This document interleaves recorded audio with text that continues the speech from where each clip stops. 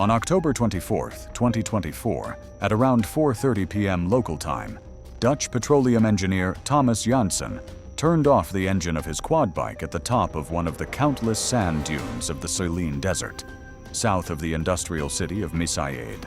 Friday evening in Qatar was traditionally a time for relaxation, and for many expats working in Doha, a trip to the famous dunes sloping down to the sea had become a familiar ritual. Janssen, an amateur photographer, was looking for a good angle to shoot the sunset as the sun, losing its midday intensity, prepared to touch the horizon, painting the sand in deep orange and purple tones. The air, which had recently been heated to 40 degrees Celsius, began to cool, bringing with it a barely perceptible humidity from the Persian Gulf.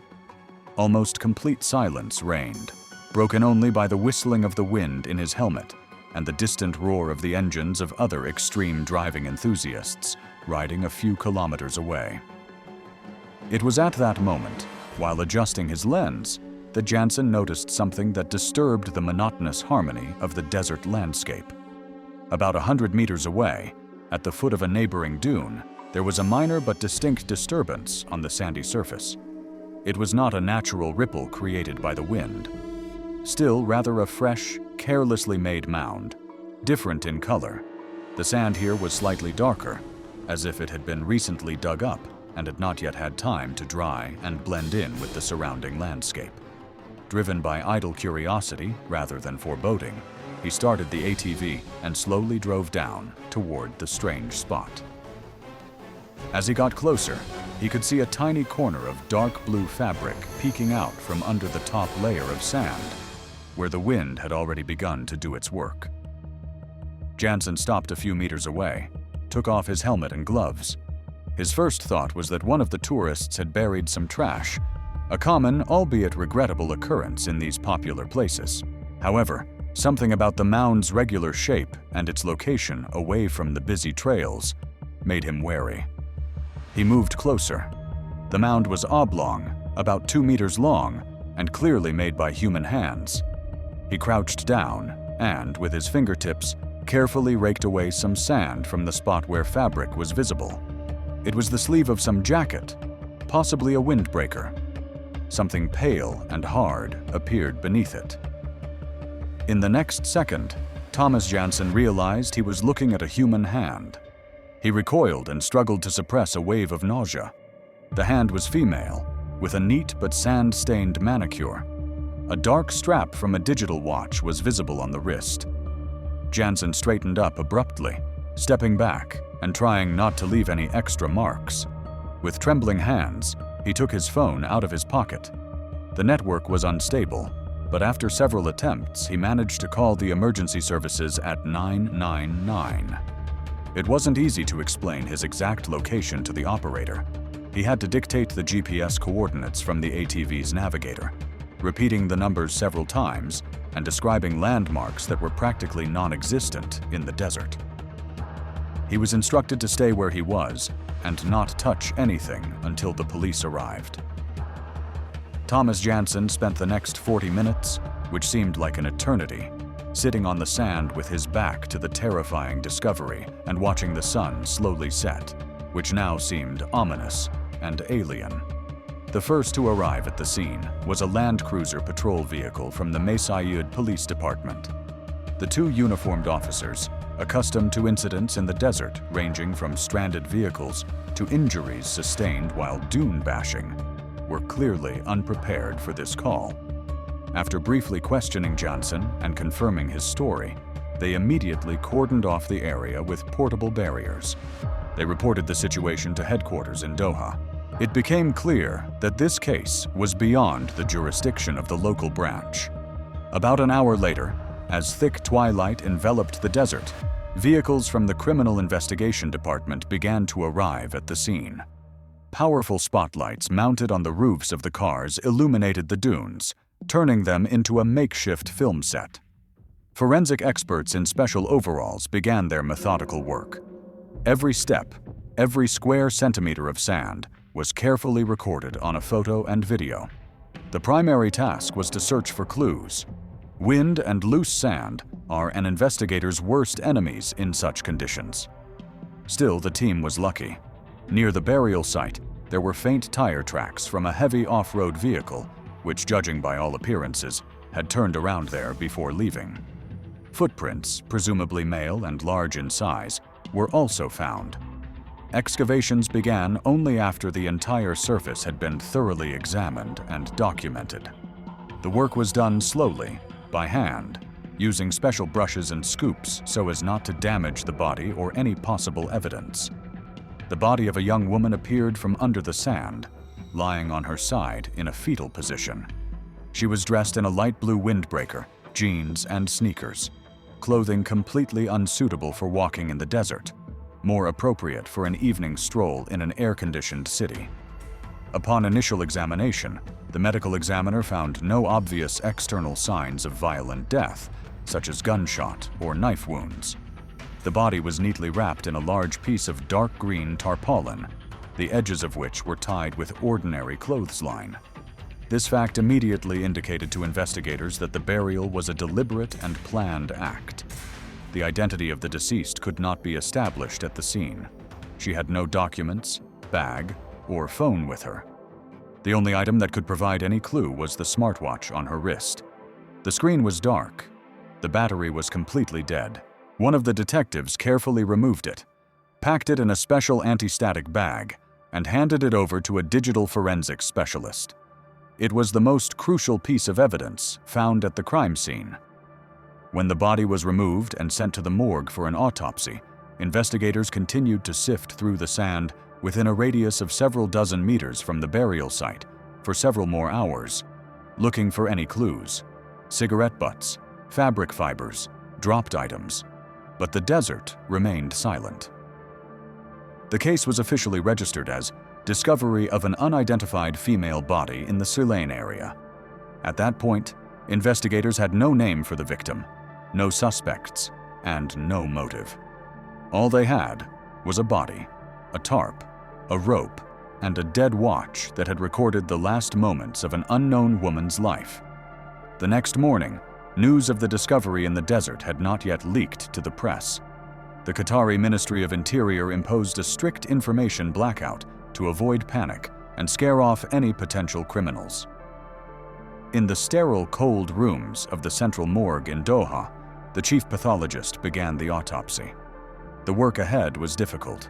The heat and 3 days spent under the sand had already started the decomposition process, which could hide or distort essential details. The external examination, as the expert at the scene had expected, did not provide a clear answer as to the cause of death. There were no bullet or stab wounds on the body, nor were there any apparent signs of fractures or severe injuries from blows. However, a more detailed examination revealed barely visible bruises hidden under the skin on the neck and wrists, traces that could indicate a struggle and physical restraint. Toxicological analyses revealed no poisons or narcotic substances in the blood or tissues, except a minimal dose of caffeine. The pathologist focused his attention on the condition of the internal organs, particularly the lungs. It was here that the clue was found. Microscopic particles of sand in the alveoli and signs of pulmonary oedema indicated that death was caused by asphyxiation, i.e., suffocation. The perpetrator most likely blocked the victim's airways, possibly by pressing her face into the sand or using some kind of soft object. Death was not instantaneous. It was the result of a desperate but brief struggle for air. The time of death was determined to within a few hours, approximately 72 to 80 hours before the body was discovered. This meant that the woman had been killed on Tuesday evening, 3 days before Thomas Jansen's quad bike stopped at that very dune.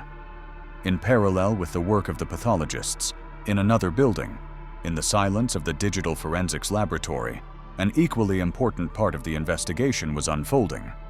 The smart watch taken from the victim's wrist was the main hope for the investigation.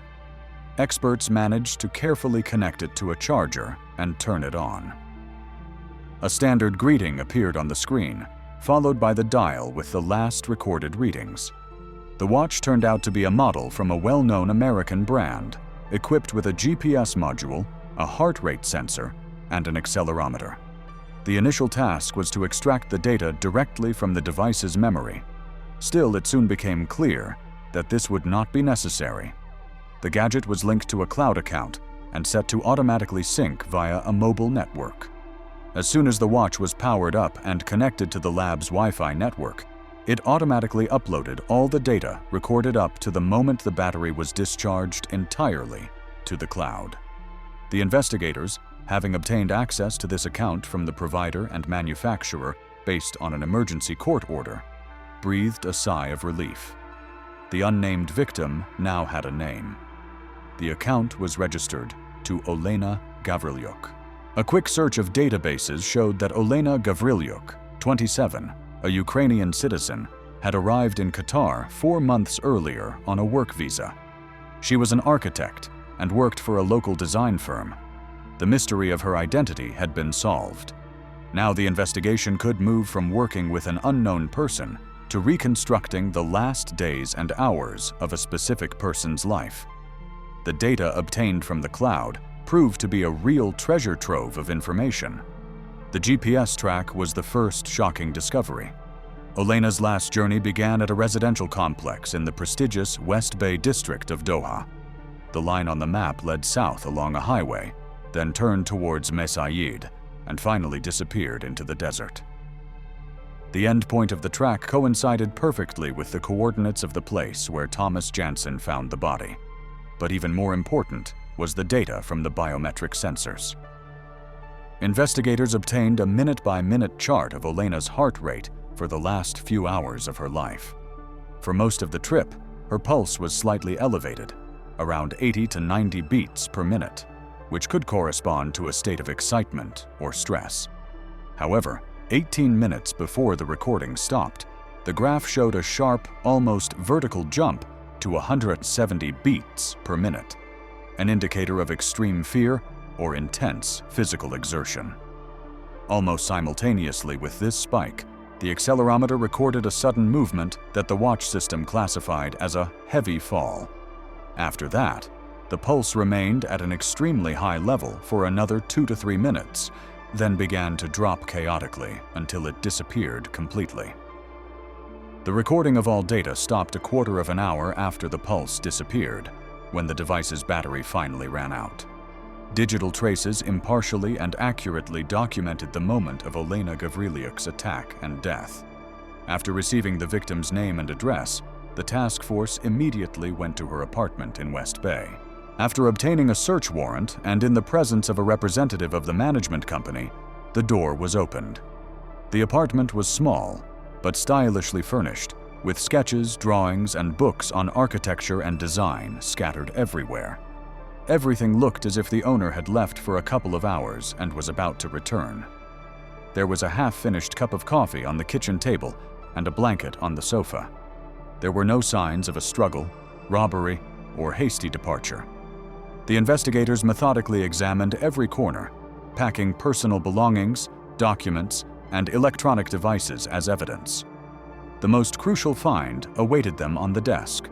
There was Olena's laptop, turned on and in sleep mode. The forensic expert carefully woke it up. The screen showed an open email client with an unsaved draft message. The recipient was not specified. The text was written in Ukrainian, and its content prompted the senior investigator to immediately call a translator. The message read, "He is jealous and checks my correspondence. I'm afraid to go." Translated into Arabic, it meant, "He is jealous and checks my correspondence. I'm afraid to go." This was direct evidence that the trip to the desert was not a spontaneous romantic adventure. Olena sensed danger. She was afraid of the man she was traveling with. This unnamed he instantly became the main and only suspect in the murder case. The task of the investigation was now to establish the identity of this person. The search began with an analysis of Olena's phone calls, her correspondence on social media, and interviews with her colleagues and a few acquaintances in Doha. The investigation entered a new phase. From gathering evidence at the crime scene, it moved on to searching for a man whose name was still unknown, but whose sinister image was already emerging from the short, fear-filled message on the laptop screen. To understand why a young and talented woman ended up in a shallow grave in the middle of the Qatari desert, investigators had to reconstruct not only the last hours of her life, but also her entire journey from the bustling streets of Europe to the scorching sands of the Arabian Peninsula.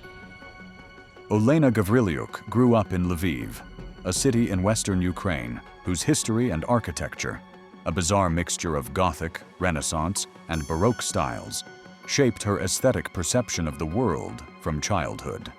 She did not come from a wealthy family.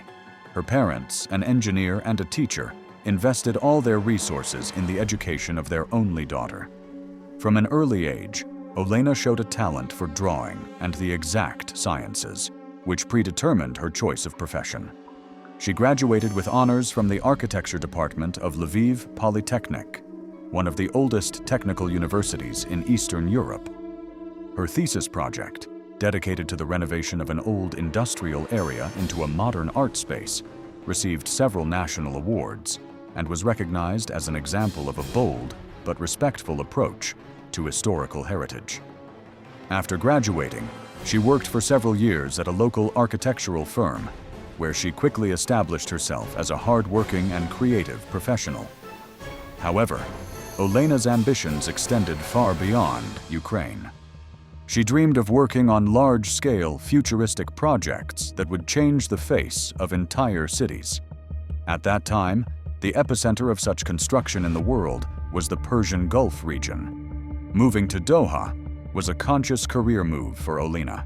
Qatar, preparing to host a series of international events, was experiencing an unprecedented construction boom. Leading global architectural firms were opening branches there. For a young professional with a good portfolio, it was a unique opportunity to make a name for herself. When she received an offer from a Qatari engineering company, she didn't think twice and packed her bags. Interviews with her colleagues and a few friends in Doha, conducted by investigators, painted a picture of a person entirely focused on her work. Olena lived for her profession. She could spend days poring over drawings, seeking inspiration in the curves of the Museum of Islamic Art and the clean lines of the West Bay skyscrapers. Her life in Doha was quite secluded. Cultural differences and the language barrier prevented her from forming close friendships outside her small circle of fellow European expats. In letters home, which were later examined by investigators with her family's permission, she described Doha as a city of incredible opportunities and equally incredible loneliness. She missed the green streets of Lviv, the lively atmosphere of European cafes, and casual conversation. This inner emptiness, as psychologists working on the case later suggested, made her vulnerable to the kind of attention she was soon to receive. A key moment in her short Qatari biography was her firm's participation in a closed competition to design the interiors for a new luxury hotel in West Bay. It was a landmark project, the victory of which promised not only a huge fee, but also worldwide recognition. Olena was included in the main working group as the lead architect and designer. It was at one of the presentations of the preliminary concepts that she met Khalid Ansari. He was introduced as one of the key representatives of the client company, an influential developer whose opinion would largely determine the final decision of the competition committee. According to colleagues who were present at that meeting, Ansari singled out Olena from the entire team right from the start. He asked questions specifically about her part of the project, praising her fresh European perspective and unconventional solutions. After the official part, he approached her personally to express his admiration. He asked for her phone number under the pretext of needing to quickly clarify some working details. For Olena, who was used to a more formal and reserved business environment, such attention from such a high-ranking person was unexpected and indeed flattering. She saw it as recognition of her talent and a potential opportunity to advance her project. What began as a business relationship quickly turned into something else. Khalid Ansari initiated a systematic and methodical campaign to win her favor.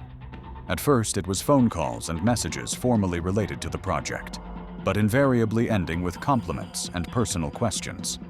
This was followed by invitations to business lunches at Doha's most expensive restaurants, where conversations about design and materials gradually gave way to discussions about life, dreams, and plans. He presented himself as a progressive, London-educated man, tired of conservative traditions and looking for an equal partner.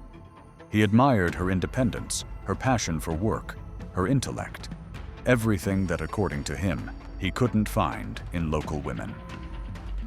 For Olena, who felt acutely lonely and insecure in a foreign country, this man seemed like a fairy tale come true. Rich, influential, educated, and most importantly, someone who valued her as a person and a professional. Later, investigators found correspondence on her phone with a friend from Lviv, where Olena enthusiastically described her new acquaintance, calling him her guide to the real Qatar. However, after a few weeks, when their relationship became closer, Ansari began to exhibit disturbing behavior. The first alarm bell rang when he made a scene of jealousy because she had stayed late at work discussing a project with a male colleague. He demanded to see her work chat messages, explaining that he was concerned about her reputation. Olena, stunned by this display of distrust, initially dismissed it as a peculiarity of the local mentality and strong feelings. But the incidents continued. He would show up at her office unannounced to check if she was really there. He began to criticize her sense of style, finding her too revealing. The culmination came at a moment that prompted her to write that very message on her laptop. As evidenced by fragments of correspondence with the same friend that were recovered, Olena suspected that Ansari had figured out the password to her computer and was reading her personal emails and social media posts. He began quoting phrases from her private conversations, passing them off as intuition and the ability to read her mind. Her excitement and sense of security were replaced by growing fear and a feeling of being trapped. She found herself in a difficult situation. On the one hand, she was frightened by this total invasion of her personal space, and on the other, she was afraid of breaking off a relationship with a man on whom her career and the fate of her life's project directly depended. The offer to go on a romantic weekend to the dunes of Ceylon, to look at the stars and get away from the city, came at the height of this internal conflict. She didn't want to go, but couldn't bring herself to refuse. That decision cost her her life. Khalid Ansari's name came up in the investigation on the second day after Olena's body was identified.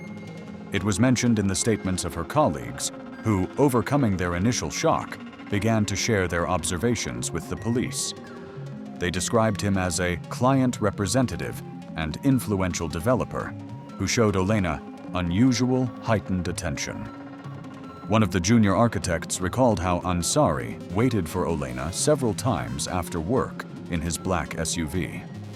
The company secretary confirmed that he often called the office asking about her work schedule under the pretext of urgent questions about the project. The name obtained from these scattered testimonies was immediately checked against all available databases. Khalid Ansari, 33, turned out to be exactly who he claimed to be. The co-owner of a large development company, a man with an impeccable public reputation and extensive connections in business and government circles. He belonged to a wealthy and respected family, was educated in the UK, and was considered one of the most promising young business people in the country. At first glance, this man was completely untouchable. He had no criminal record, not even a speeding ticket. However, a short, fearful phrase in Olena's drafts weighed more on the investigation than his entire, impeccable biography. First, investigators focused on material evidence that could link Ansari to the crime scene. An analysis of the tire tracks left at the grave showed that they belonged to a specific brand and model of tires used on premium SUVs.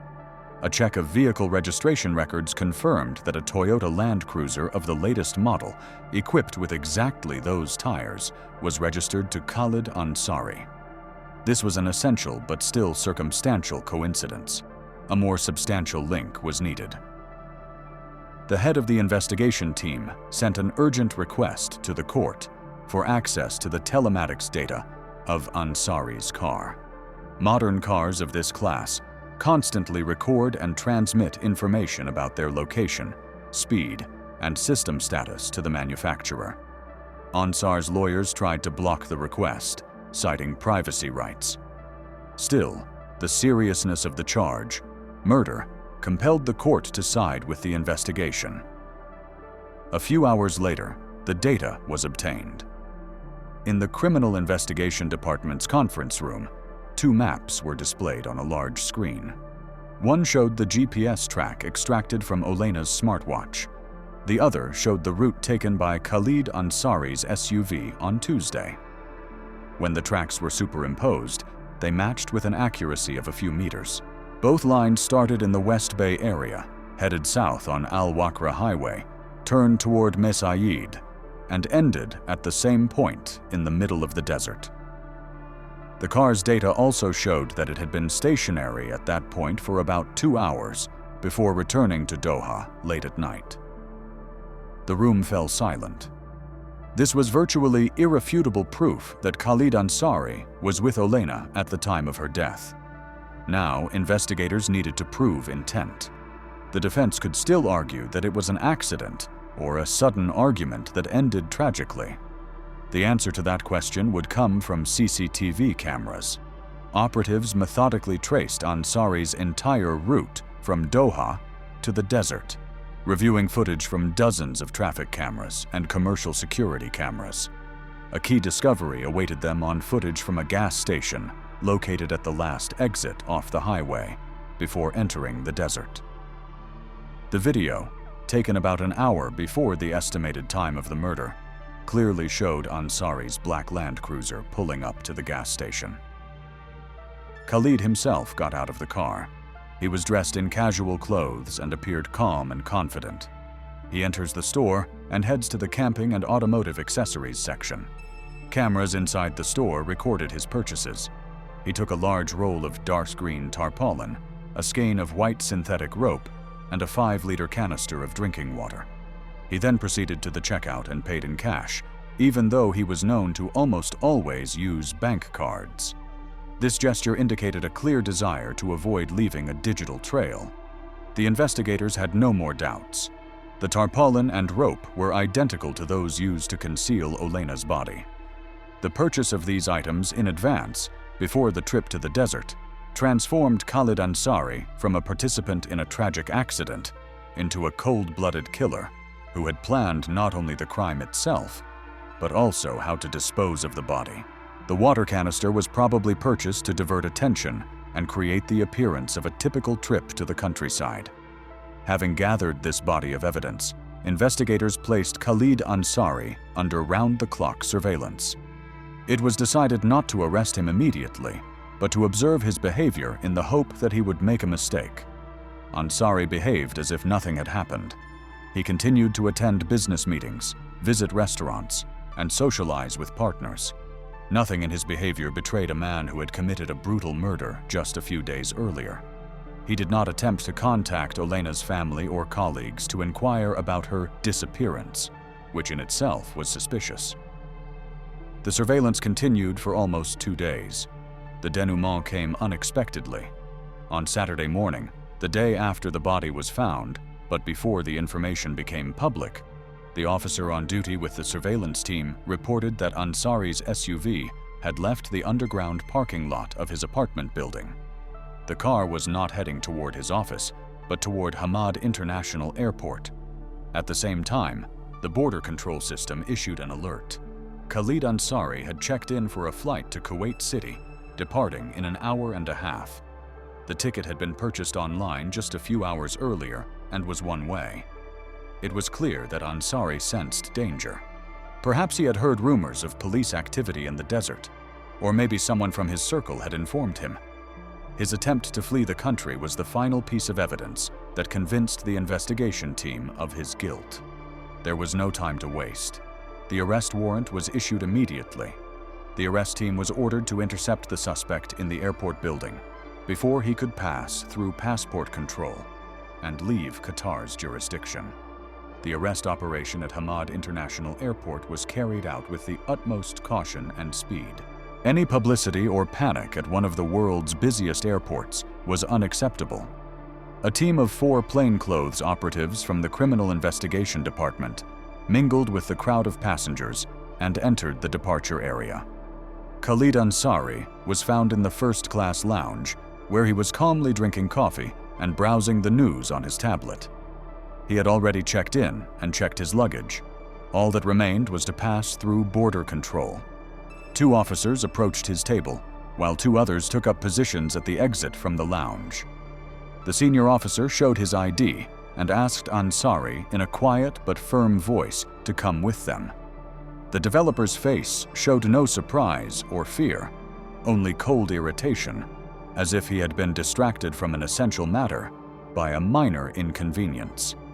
He arrogantly demanded an explanation, mentioned the names of influential people, and threatened to call his lawyer immediately. He was calmly told that he would be able to make all the necessary calls at the police station, where he was being invited to give a statement regarding the disappearance of Olena Gavrilyuk.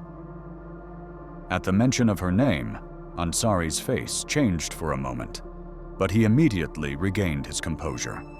Without saying another word, he stood up and, accompanied by operatives, proceeded to an inconspicuous service exit, past unsuspecting passengers. The arrest of one of Doha's most influential business people took place in complete silence. In the interrogation room at the Criminal Investigation Department headquarters, the atmosphere was completely different. There was none of the politeness customary in the business world. The walls were painted a neutral gray, and the only items on the metal table were a tape recorder and a bottle of water. An hour after his arrest, Ansari was joined by his lawyer, one of the most expensive in the country. The first phase of the interrogation was predictable. Khalid Ansari behaved confidently, denied any involvement in Olena's disappearance, and presented his version of events. According to him, they did indeed drive to the desert on Tuesday evening. Still, they had a serious argument on the way. Olena, he claimed, was emotionally unstable and demanded to be dropped off on the highway, saying she would call a taxi. He allegedly complied with her request, left her at the exit to Mesaid, and drove away. He did not see or hear from her again. He did not report her disappearance to the police because he was used to her impulsive behavior. He was sure that she just wanted to be alone. He explained his attempt to fly to Kuwait as an urgent and unplanned business meeting. His story was smooth, well thought out, and virtually unassailable without direct evidence. He answered questions calmly, pausing carefully and consulting with his lawyer. He was in his element, confident that his status and money created an impenetrable force field around him. The head of the investigation team listened silently, without interrupting. When Ansari finished, the investigator nodded and began to lay out the facts on the table just as calmly. He did not argue or accuse. He presented the evidence. The first thing that appeared on the monitor mounted on the wall was a map with 2 GPS tracks superimposed on each other. A red line showed Ansari's car route, and a blue line showed the data from Olena's watch. The lines were inseparable from start to finish, right up to the point in the desert where the blue line ended. The data from your car and Ms. Gavrilyuk's watch show that you did not drop her off on the highway. You were together until the very end, the investigator said monotonously. Ansari frowned, but said nothing. His lawyer whispered something quickly in his ear. Then the biometric data from the watch appeared on the screen, a heart rate graph showing a sharp spike and a system note indicating a sharp drop. 18 minutes before the watch ran out of power, Olena's heart rate jumped from 85 to 170 beats per minute. At the same moment, a blow or fall was recorded. The pathologist determined that death was caused by suffocation. What do you think could have frightened her so much in the desert, Mr. Ansari? A tense silence hung in the room. The suspect's confidence began to waver. The climax came when the video from the gas station was shown. The investigator pressed a button, and a clear image of Khalid Ansari buying a tarp and rope appeared on the screen. He paused the video at the moment when Ansari handed the cash to the cashier. The examination confirmed, the investigator continued, still calm, that the tarpaulin in which the body was wrapped and the rope with which it was tied are identical in composition and manufacturing characteristics to the goods sold at this gas station. You bought everything you needed to hide the body an hour before, according to your statement. You simply had an argument. At that moment, the mask of self-control cracked on Ansari's face. He stared at his image on the screen, his gaze filled with undisguised hatred, not for the investigator, but for himself, caught in the trap of his own foresight. He no longer tried to justify himself. His lawyer, realizing that the case was lost, officially stated that his client was refusing to testify further, citing his right to remain silent. The interrogation was over.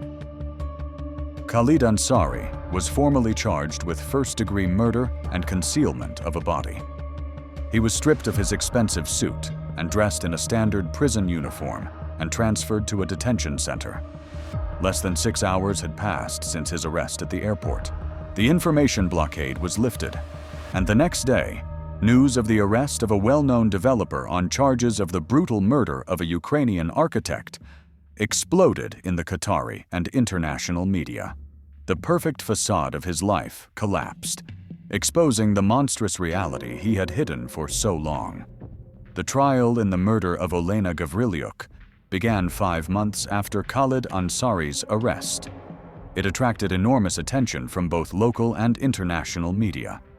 The hearings were held in the Doha Criminal Court under heightened security measures.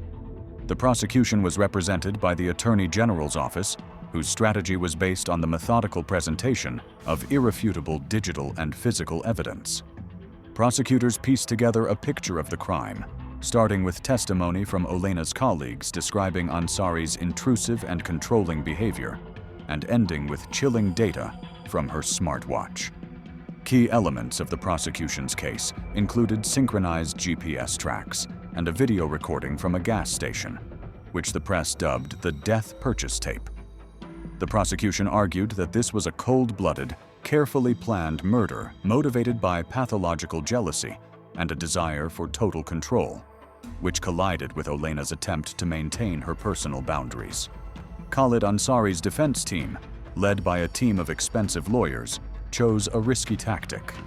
Unable to dispute the fact that Ansari was with Olena in the desert, they completely abandoned his initial version of a road rage incident. Instead, they tried to prove that Olena's death was the result of an accident. According to their new version, during an emotional conversation at the top of a dune, Olena allegedly stumbled, fell, and hit her head, and Khalid, in a state of shock and panic, fearing accusations and reputational damage, made the terrible decision to hide her body. They explained the purchase of tarpaulin and rope as an intention to have a civilized picnic. However, this version fell apart under the weight of the facts. First, the autopsy did not reveal any traumatic brain injury, which would have been inevitable in a serious fall. The cause of death was determined to be asphyxiation. Second, Olena's sudden spike in heart rate indicated not a fall, but a struggle, or mortal terror. Khalid Ansari himself remained silent throughout the proceedings, sitting with an impassive face and showing no emotion, even when photos of the body recovered from the sand were shown on the screen. Additional details emerged during the court hearings. A forensic examination of his SUV found microparticles of sand in the trunk, the mineral composition of which matched samples taken from the burial site. In addition, a single long blonde hair was found on a tarp purchased by Ansari, and DNA analysis confirmed that it belonged to Olena Gavrilyuk. This proved that she had come into contact with the tarp before she was killed and wrapped in it. After 3 weeks of hearings, having heard all sides, the court retired to deliberate. The verdict came as no surprise. Khalid Ansari was found guilty of intentional murder and desecration of a corpse. The court rejected all of the defense's arguments that it was an accident, pointing to the presence of direct intent, confirmed by the prior purchase of equipment to conceal the crime. He was sentenced to life imprisonment without the possibility of parole. The Desert Weekend case, as journalists dubbed it, had the effect of a bombshell in the usually calm Qatari society. It sparked a broad public debate about the safety of expats, especially women, and the dark side of life behind the facade of wealth and success. For Ukraine, this story became a national tragedy, a symbol of shattered dreams and the cruelty that its citizens seeking a better life abroad can face. Olena Gavrilyuk's body was repatriated to her homeland and buried in Lviv. Her hotel design project, which she had worked on with such enthusiasm, was handed over to another team. This story remains a grim reminder of how the digital traces we leave behind in our daily lives, a route in a navigation app, a heartbeat on a wristband, can ultimately become the only silent witnesses capable of telling the truth and bringing a murderer to justice.